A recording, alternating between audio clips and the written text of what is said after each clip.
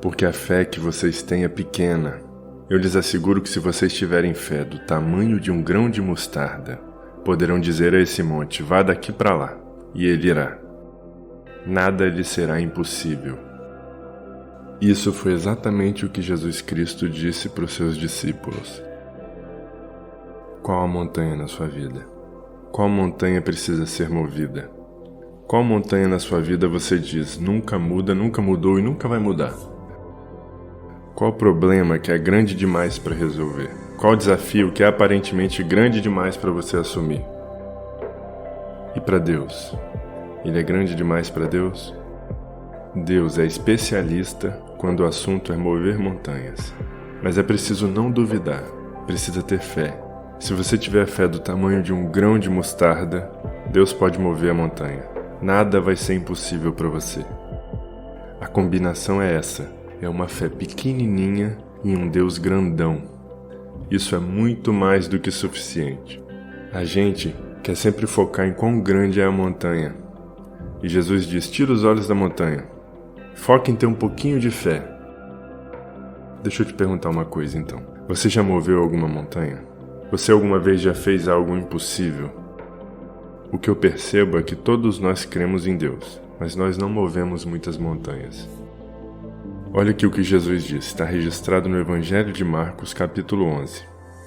E Jesus respondendo disse-lhes, tende fé em Deus, porque em verdade vos digo, que qualquer que disser a esse monte, ergue-te e lança-te ao mar, e não duvidar em seu coração, mas crer que ele fará aquilo que diz, tudo o que disser lhe será feito. Por isso eu vos digo que todas as coisas que vocês pedirem orando, crendo que receberão, vocês as terão. Percebe? Não é sobre nós, não é sobre ter fé em nós, é sobre ter fé em Deus, um Deus que para ele nada é impossível. E disso derivam 2 pontos. O primeiro é se você estiver pensando, poxa, então quer dizer que só basta eu ter fé em Deus e tudo que eu pedir o cara lá de cima vai me dar. Que beleza, já vou fazer então minha lista. Entende que Ele é Deus e nós somos servos. Nós oramos que seja feita a tua vontade. E não é Deus que fala pra gente que seja feita a tua vontade. Você entende essa diferença? Na carta de Tiago, a Bíblia diz, vocês pedem e não recebem, porque pedem mal, para gastarem em vossos próprios deleites. Eu lembro que logo que eu comecei a ter contato com a Bíblia, um trecho do Salmo 37 me chamava muito a atenção. Lá diz o seguinte, deleita-te também no Senhor, e Ele te concederá os desejos do teu coração. Entrega o teu caminho ao Senhor, confia nele e Ele tudo fará. Eu ficava intrigado com o concede os desejos do teu coração e com o Ele tudo fará. Mas antes do conceder os desejos, vem o deleita-te. E antes do Ele tudo fará, vem o entrega o teu caminho ao Senhor e confia nele. Então essa é a boa parte. Ele é sim o Deus do impossível.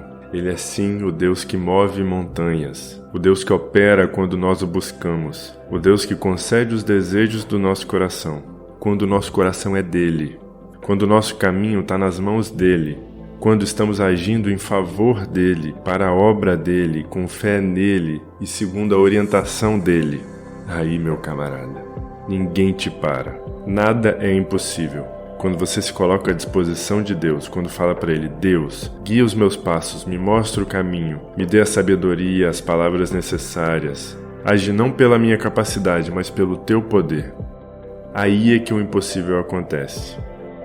Aí é que se a montanha estiver no teu caminho, você vai vê-la se movendo.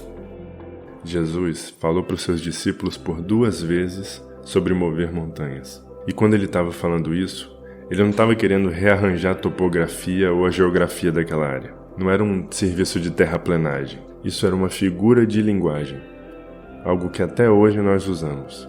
A gente usa essa figura de linguagem quando algo é tão grande, tão impossível, que chega a ser ridículo pensar que algo poderia ser feito a respeito. Quem nunca falou, eu tenho uma montanha de preocupações, uma montanha de dívidas, uma montanha de problemas. Só que quando você diz sobre as suas montanhas, Deus diz, eu sou o Deus removedor de montanhas. Então acho que a pergunta que está ecoando aqui agora é essa. Ok, então como ter uma fé que move montanhas? De onde vem o combustível para uma fé que move montanhas? Qual é a fagulha que acende a chama de crer em Deus de uma maneira que todos podem olhar para você e dizer: isso é tolice, isso é irracional, isso é loucura, e mesmo assim você seguir e dizer: não, a montanha vai mover? De onde isso vem? No verso 24 de Mateus de novo: por isso vos digo que todas as coisas que vocês pedirem orando, crendo que receberão, vocês a terão. Mas para isso acontecer, você precisa de tempo com Deus. Quanto mais tempo você dedica a Deus, mais Ele se revela a você, mais intimidade você vai ter com Ele, mais os seus planos vão ser os planos dEle, mais os seus desejos vão ser os desejos dEle, mais os seus sonhos vão ser os sonhos dEle. Por isso Jesus de novo e de novo fala da importância de pedir.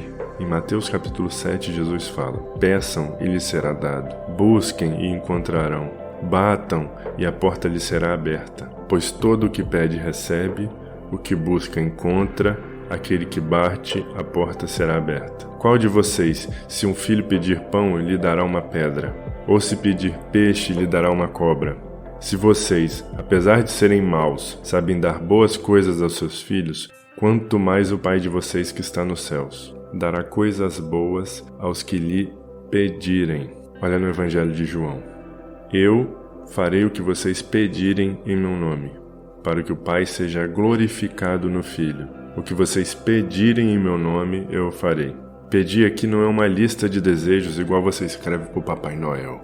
O que João está dizendo aqui é que você levar os seus pedidos a Deus glorifica a Deus. É você indo a Deus e dizendo: Deus, eu reconheço que o Senhor é o único que tem poder para fazer isso acontecer. Eu me rendo ao Senhor. Eu reconheço que sem o Senhor eu nada posso fazer.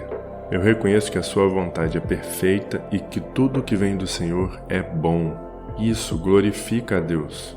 É você reconhecer que Ele é poderoso, que Ele tem o melhor para você e que você, como um filho, confia de recorrer ao Pai. João capítulo 15: se vocês permanecerem em mim e as minhas palavras permanecerem em vocês, pedirão o que quiserem e lhes será concedido. João capítulo 16: até agora vocês não pediram nada em meu nome. Peçam e receberão, para que a alegria de vocês seja completa. Duas coisas acontecem quando você permanece em Cristo e leva seus pedidos a Deus. Primeiro, Deus é glorificado. Segundo, a alegria de vocês é completa. Quando você pede ao seu Pai do céu para Ele fazer por você o que você sabe que só Ele pode fazer, isso glorifica Ele e te enche de alegria, porque isso te lembra de como Ele é bom. Deus é bom em todo o tempo. Em todo o tempo, Deus é bom. E esse pedir só vem por meio da oração. A oração de um filho, de uma filha, que tem intimidade com o Pai, que confia no Pai, que se deleita no Pai, que tem fé no Pai, que entrega os teus caminhos para o Pai e que se alegra de estar com o Pai. Então o combustível para uma fé que move montanhas é a oração, é a intimidade com Deus. Porque o poder que acontece em público, os milagres que acontecem em público, sempre serão intimamente ligados à oração que acontece no privado. Vou repetir: o poder que acontece em público está intimamente ligado à oração que acontece no privado. Quando você vê Deus agindo poderosamente por intermédio de alguém em público, saiba que isso está intimamente ligado a uma vida de oração que acontece no privado. Isso foi verdade no ministério de Jesus, isso foi verdade na vida dos apóstolos, isso é verdade por toda a Bíblia e é verdade na sua vida. Se você está muito com Ele, Ele está muito com você. Se você quer mover montanhas, você precisa de uma montanha de orações, todos os dias. Isso Jesus ensinou pra gente. Todos os dias, Jesus ia cedo, antes do dia começar, até um lugar separado para orar. O dia que você deseja mover uma montanha na sua vida, não pode ser o primeiro dia que você começa a orar. Peçam e lhes será dado. Busquem e encontrarão. Batam e a porta lhes será aberta. Isso é um esforço contínuo. Peça, peça, peça, busque, busque, busque, bata, bata, bata.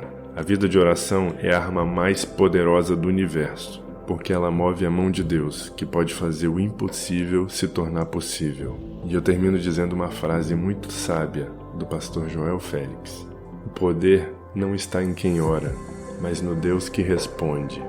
Pensa nisso. Deus abençoe seu dia.